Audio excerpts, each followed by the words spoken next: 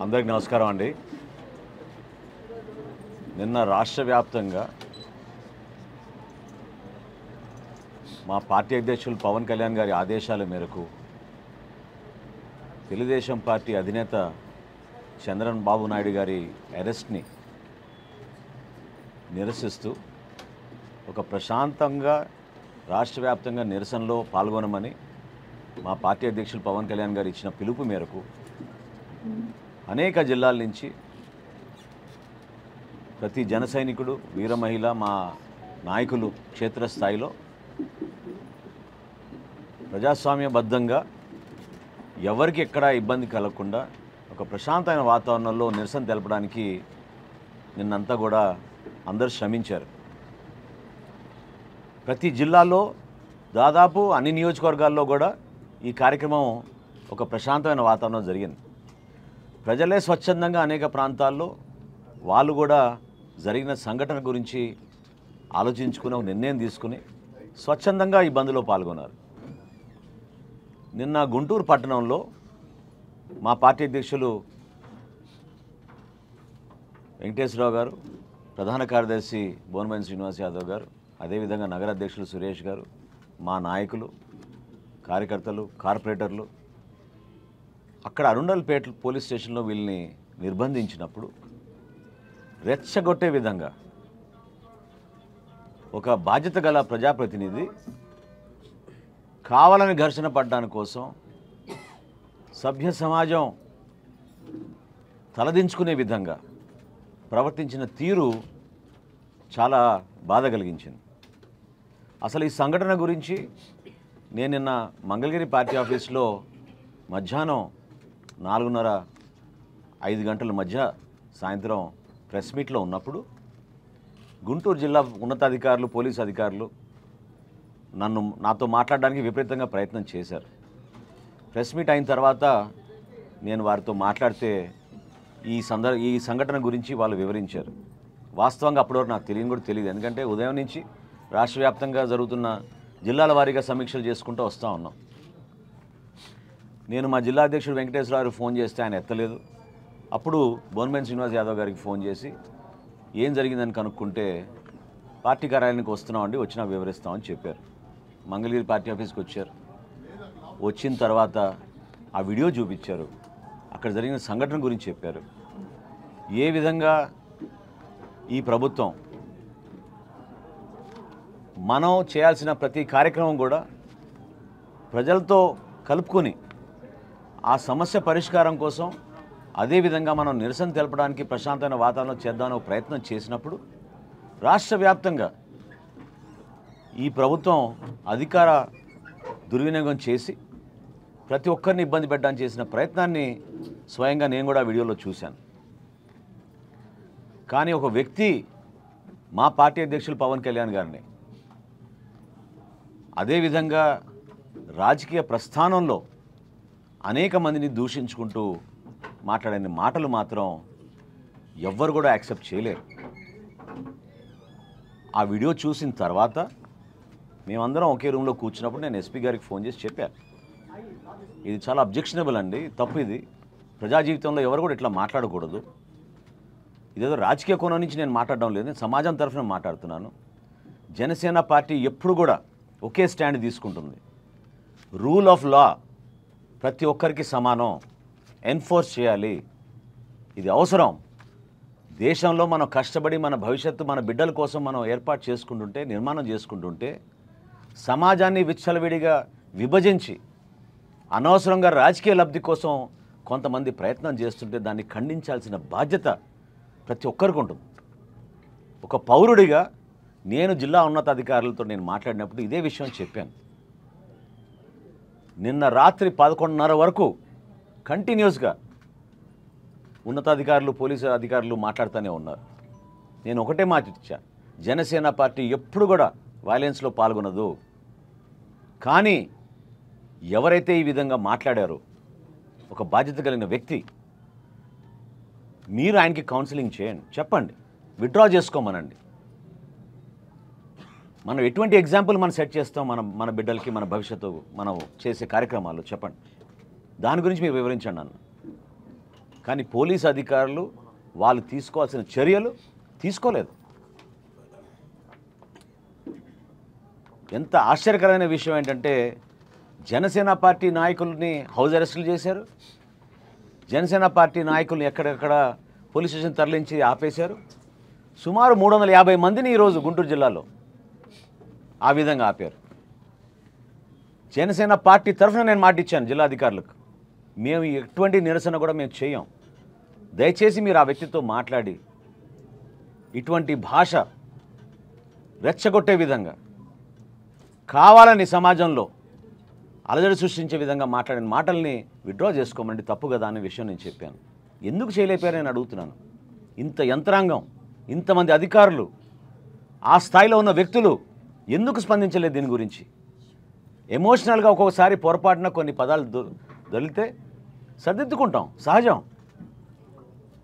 ఆ మాట అనడానికి ఎందుకు మీకు కష్టం? ఇంకా మరి ఇప్పుడు మళ్ళీ ఇంకో ప్రెస్ మీట్ పెట్టి మళ్ళీ రెచ్చగొడుతున్నారు. దానికోసం కాదు నేను గుంటూరుకు వచ్చింది. నేను గుంటూరుకు వచ్చింది మా నాయకులకి సంఘీభావం తెలపడానికి.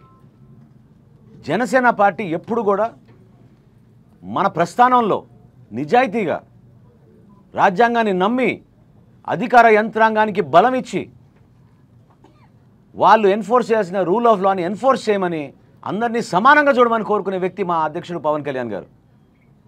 ఏ మీటింగ్లోనే సరే మా వాలంటీర్స్, మా పార్టీ నాయకులు, మా వీర మహిళలు ఎప్పుడు కూడా ఎవరితో ఘర్షణ పడకుండా కలిసిమెలిసి మేము పనిచేసుకుంటాం పోలీస్ అధికారులతోటి. కానీ ఇంత ప్రయత్నం మీరు చేశారే, మమ్మల్ని ఈరోజు ఏదో విధంగా ఆపాలి, అంతమందిని అరెస్ట్ చేసి మీరు నిర్బంధించారే, ఆ ప్రయత్నం మీరు ఆ వ్యక్తి పైన ఎందుకు చేయలేదు? ఎందుకు మీరు ఆయనతో మీరు ఈ స్టేట్మెంట్ ఇప్పించలేకపోయారు?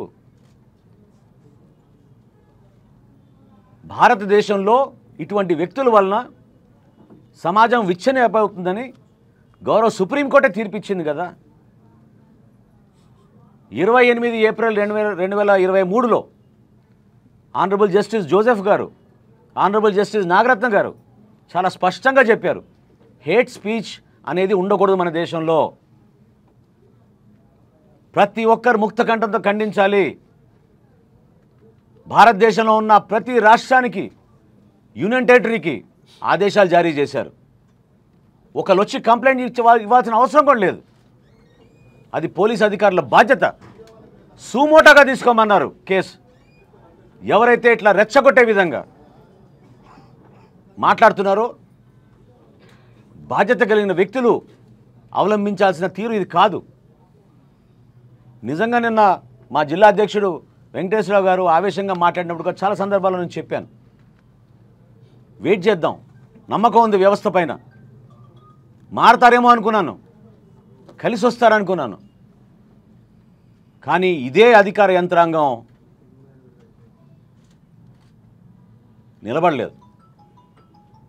ఎందుకని నేను ప్రశ్నిస్తున్నాను. ఏ స్థాయి వ్యక్తి ఎవరైనా సరే ఇట్లా మాట్లాడితే మీకు బాధ్యత లేదా? ఇటువంటి సంఘటనలు జరగకూడదని మీరు చెప్పలేరా? దానికి వైఎస్ఆర్సీపీ నాయకులందరూ కూడా వాళ్ళ ముఖ్యమంత్రిని చూసి ఈ విధంగా వాళ్ళు ప్రవర్తిస్తున్నారు. వ్యవస్థని దుర్వినియోగం చేస్తున్నారు, అధికారుల్ని భయభ్రాంతులు చేస్తున్నారు. ఎందుకంటే మీకు అంత సెక్యూరిటీ, ఎందుకంటే మీకు అంత పోలీస్ వ్యవస్థ ఈ రోజున? శాంతియుతంగా మా జెండా మేము పట్టుకుని తిరుగుతుంటే జెండా పట్టుకోదని ఎందుకు అంటున్నారండి మీరు? ఎందుకు మీరు అటువంటి వ్యక్తుల దగ్గరికి వెళ్ళి మీరు కూర్చుని మీరు చేసింది తప్పు, పోనీ మేము చెప్పడం కాదు, వాళ్ళ కుటుంబ సభ్యులు అడగమని ఆయన చెప్పింది కరెక్టేమో. ఆయన అన్న మాటలు కనీసం కుటుంబ సభ్యులు హర్షిస్తారేమో కనుక్కోమనండి. ఇదేనా మీ రాజకీయ ప్రస్థానం, మీ జీవితం కోసం నిలబడేది? దీనికోసమైనా ఈ పదవులు? ఏమైపోతుంది సమాజం? నిన్నటి నుంచి గంటలు గంటలు గంటలు ఫోన్ కాళ్ళు, ప్రతి చోట మా వాళ్ళందరినీ ఇబ్బంది పెట్టి అరెస్టులు చేసి రాత్రి నుంచి ఈ విధంగా ఇబ్బంది పెట్టారే మా పార్టీ నాయకుల్ని. దేనికోసం? శాంతియుతంగా, ప్రజాస్వామ్యబద్ధంగా, చట్టానికి లోబడి ఏ సమస్య అయినా సరే ప్రజల కోసం మనం నిలబడాలి, ఆ సమస్య పరిష్కారం కోసమే నిలబడాలని పోరాటం చేసే పార్టీ జనసేన పార్టీ. ధైర్యం లేదనుకుంటున్నారేమో మీరు అనే మాటల్లో. ఖచ్చితంగా ధైర్యం ఉంది. కానీ సహనం కోల్పోం. మీలో మార్పు వస్తుందని మేము కోరుకుంటాం. మీ కుటుంబ పెద్దలు, మీకున్న మిత్రులు, బంధువులు, వాళ్ళ ద్వారా అయినా మీకు కొంచెం అర్థమయ్యే విధంగా మార్పు వస్తుందని మేము కోరుకుంటాం. ఏమనుకుంటున్నారు సమాజంలో ఈ రోజున ఇట్లా మాట్లాడితే? ఈ రోజున జనసేన పార్టీ ఒకటే డిమాండ్ చేస్తోంది. ఇందాక నేను చెప్పిన సుప్రీంకోర్టు జడ్జిమెంట్ చాలా స్పష్టంగా పోలీస్ అధికారులని సుమోటోగా ఎఫ్ఐఆర్ రిజిస్టర్ చేయమని చెప్పింది. 28 ఏప్రిల్ 2023లో జస్టిస్ జోసెఫ్ గారు, ఆనరబుల్ జస్టిస్ నాగరత్న గారు సుప్రీంకోర్టులో చాలా స్పష్టంగా పోలీస్ అధికారులకి పవర్స్ ఇచ్చింది. జిల్లా ఎస్పీ గారిని కూడా నేను అదే కోరుతున్నాను జనసేన పార్టీ తరఫున. మీరు తక్షణమే ఎఫ్ఐఆర్ రిజిస్టర్ చేయాలి, లేదా అది కంటెంప్ట్ ఆఫ్ సుప్రీంకోర్టు కింద వస్తుంది. ఖచ్చితంగా మేము కూడా సుప్రీంకోర్టులో కంటెంప్ట్ వేస్తాం. శాంతియుతంగా సరైన రీతిలో ప్రతి ఒక్కరిని గౌరవించుకునే విధంగా కలిసిమెలిసి మన పనిచేయాలి అధికార యంత్రాంగంతో కోరుకునే పార్టీ జనసేన పార్టీ. కానీ మీరు కూడా ఈ రోజున ఈ విధంగా వత్తాసు పలుకుతున్నారంటే చాలా ఇబ్బందిగా ఉంది. వాళ్ళు చేసిన తప్పుకి మా పైన కేసులు పెడతారంట. ఇది ఎక్కడ న్యాయం అండి? ఉదయం మన పార్టీ నాయకులు పోయి జిల్లా పోలీస్ అధికారులను కలిస్తే వాళ్ళు కేసులు పెడుతున్నారు, మీరు కూడా కేసులు పెడితే ఇద్దరిపైన కేసులు పెడతా ఉంటారేంటి? అసలు ఒకసారి ఆలోచించారా మీరు ఆ మాట అనే ముందు? ఏ విధంగా ఎట్లా మాట్లాడుతున్నారు మీరు? ప్రభుత్వం అనేది నిరంతరంగా జరిగే ప్రక్రియ. ఈ రోజు ఈ పార్టీ ఉంటుంది, రేపు రోజు ఈ పార్టీ ఉండదు, ఖచ్చితంగా ఉండదు. కానీ మీ ప్రవర్తన ఈ విధంగా ఒకరిని వెనకేసుకోవడం అనేది మాత్రం దయచేసి మీరు విరమించుకోవాలి. ఎక్కడ చూసినా కూడా పోలీసు అధికారులు నా రిక్వెస్ట్ ఏంటంటే దయచేసి రూల్ ఆఫ్ లా ఎన్ఫోర్స్ చేయండి. మీరు ఎందుకు ఎన్ఫోర్స్ చేయలేకపోతున్నారు? మీరు ఏ వ్యక్తి తప్పు చేసినా మీరు ఆ రూల్ ఆఫ్ లాని ఎన్ఫోర్స్ చేయండి. లా అండ్ ఆర్డర్ సమస్య కాదా ఈ రోజున? ఈ లా అండ్ ఆర్డర్ సమస్య సృష్టించింది ఎవరు? ఆయన రెచ్చగొట్టే విధంగా ఒక వ్యక్తి మాట్లాడినప్పుడు, ప్రతి ఒక్కరిని అవమానపరిచే విధంగా మాట్లాడినప్పుడు, మా పార్టీ అధ్యక్షుడు పవన్ కళ్యాణ్ గారిని ఆ విధంగా మాట్లాడినప్పుడు స్పందించాల్సిన బాధ్యత మాకుంది కదా. కానీ ఎక్కడ మేము సహనం కోల్పోలేదు. ప్రతి దానికి తేల్చుకుందాం అంటారు. ఏం తేల్చుకుంటారు? దేనికోసం ఈ విధంగా ఎంత అహంకారం ఎందుకు వస్తుంది మీలో? నిలబడండి. మీరు గుంటూరు పట్టణంలో గుంటూరు ప్రజలకి మన జిల్లాలో ఏం చేశారు చెప్పండి. మీరు గుంటూరులో సామాన్య పౌరుడికి మీరేం చేయగలిగారు? ఎన్ని రోడ్లు వేశారు ఈ రోజు వరకు? మీరు రక్షిత మంచినీటి పథకం ఏమైపోయింది గుంటూరు పట్టణానికి చెప్పండి.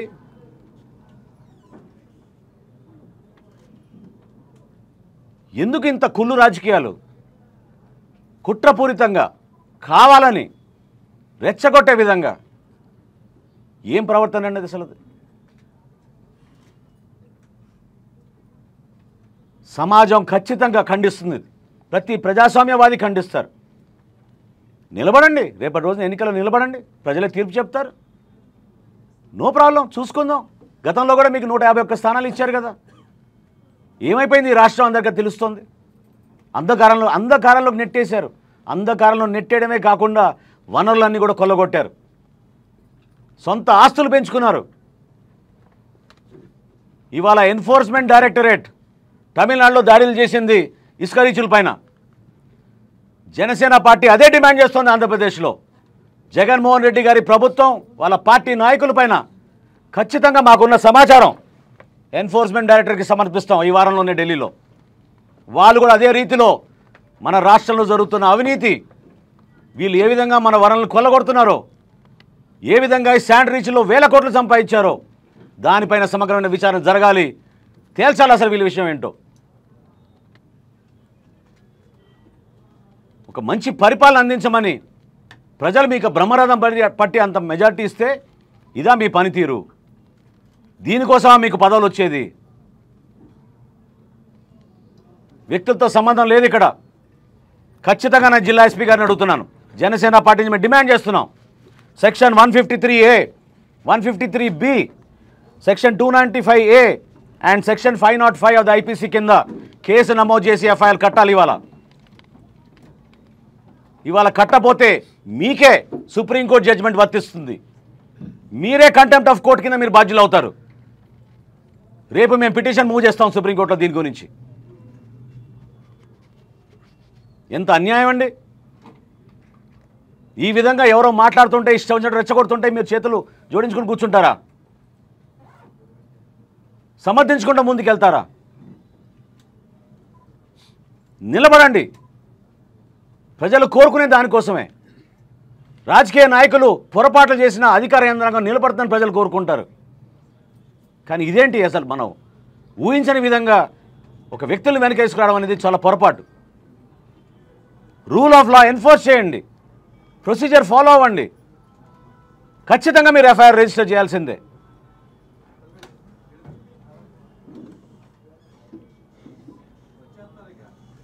అనేక మండలాల్లో నియోజకవర్గాల్లో మా జనసేన నాయకులను ఇబ్బంది పెట్టారు. చాలా దురుసుగా ప్రవర్తిస్తున్నారు పోలీస్ శాఖ వారు.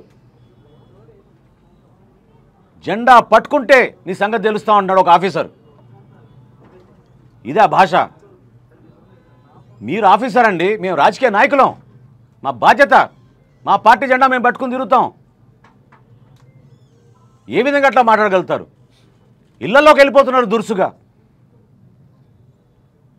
మహిళల్ని ఇబ్బంది పెడుతున్నారు. మా నిరసనలో పొరపాటు జరిగితే మీరు ఖచ్చితంగా మా పైన కూడా కేసులు పెట్టచ్చు. ఏం పొరపాటు చేస్తున్నారు చెప్పండి? శాంతియుతంగా ఒక మంచి వాతావరణంలో ప్రజలతో కలిసి నిరసన కార్యక్రమం తెలుపుకునే హక్కు, అదొక ప్రాథమిక హక్కు. Right to protest is a fundamental right. కానీ దాన్ని దుర్వినియోగం చేసుకుంటూ మొత్తం వ్యవస్థని మీకోసమే వాడుకుందాం అని చెప్పుకుని వందల మంది పోలీసులు పెట్టుకుని మీరు భయపెట్టించాలని చూసుకుంటే మాత్రం అది పొరపాటు. అధికార యంత్రాంగం మారాలి, అర్థం చేసుకోవాలి. ఈ ప్రభుత్వం ఇంకొక 5 నెలలే. ఎవరైతే ఈ విధంగా ప్రవర్తిస్తున్నారో వాళ్ళందరూ కూడా ఆలోచించాలి. జనసేన పార్టీ డిమాండ్ చేస్తోంది జిల్లా పోలీసు అధికారుల్ని, మీరు ఎట్టి పరిస్థితుల్లో గౌరవ సుప్రీంకోర్టు గారి ఆదేశాల మేరకు మీరు అమలు చేయాలి. ఇమ్మీడియట్గా మీరు కేసు కట్టి ఎఫ్ఐఆర్ రిజిస్టర్ చేయాలి. లేదంటే మేము న్యాయబద్ధంగా రేపే మేము సుప్రీంకోర్టుకి వెళ్ళి ఇదే కంటెంప్ట్ ఆఫ్ కోర్టు ఏదైతే గౌరవ సుప్రీంకోర్టు ఆదేశాలు ఇచ్చిందో అదే కంటెంప్ట్ పైన మేము రేపు సుప్రీంకోర్టుకి వెళ్తాం.